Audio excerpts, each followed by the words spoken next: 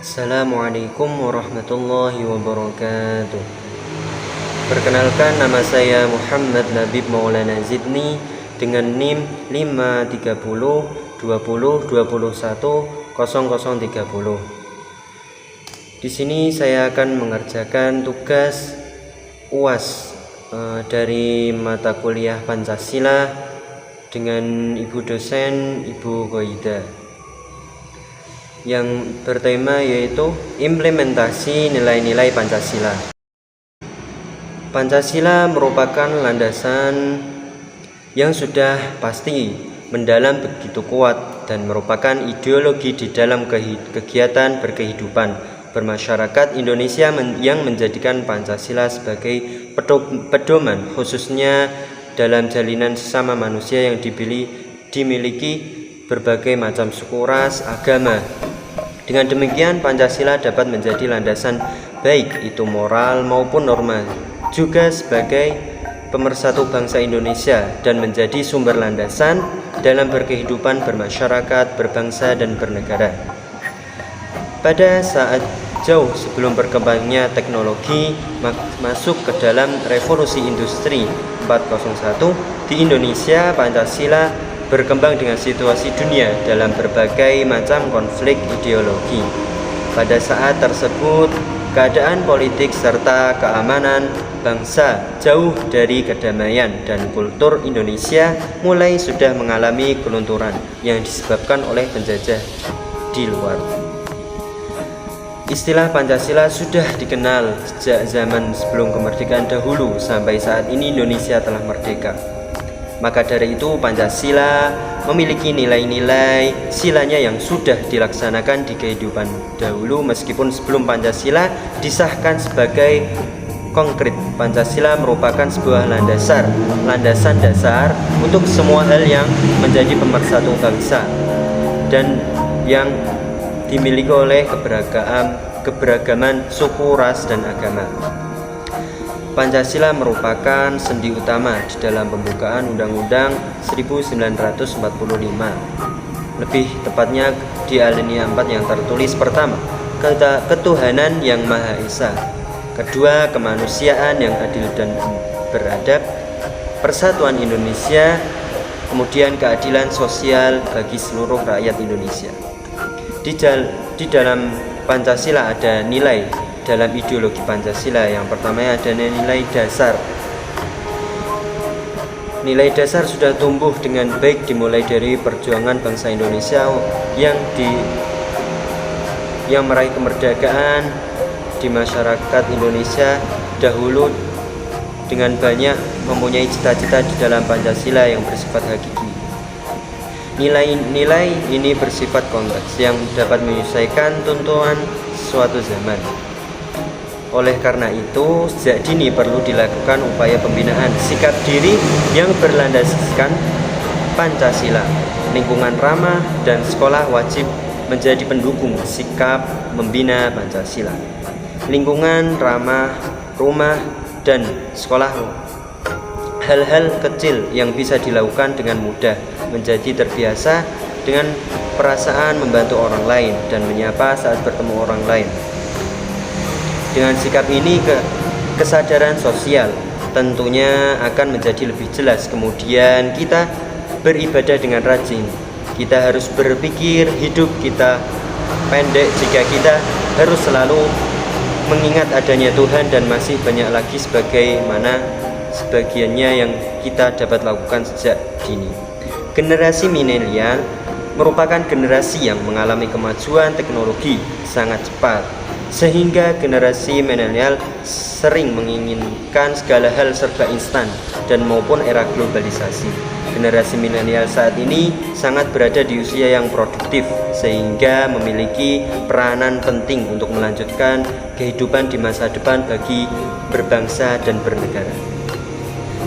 Dalam generasi era milenial ini seperti Google Generation, Net Generation, dan oleh karena itu masyarakat generasi milenial ini bisa ditandai dengan meningkatkan penggunaan alat komunikasi, media, dan teknologi informasi yang digunakan, misalnya seperti internet, MP3 player, YouTube ataupun Facebook, Instagram, dan lain sebagainya.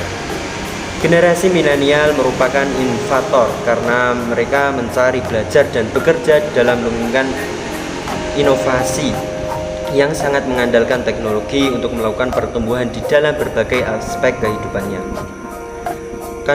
Kandungan nilai luhur Pancasila tidak akan mengalami perubahan dari dahulu hingga saat ini, tetapi dalam implementasi dari nilai-nilai Pancasila sudah mulai berubah, bahkan luntur, di mana sebabnya oleh kemajuan ilmu, pengetahuan, teknologi yang sangat pesat dan sejalan dengan arus globalisasi.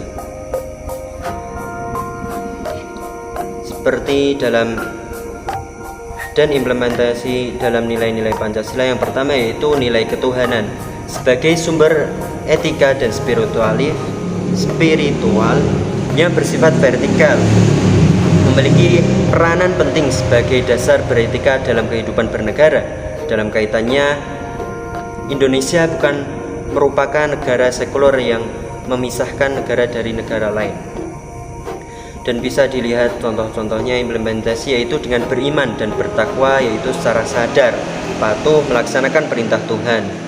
Setiap umat harus mempelajari agama dan mengamalkannya.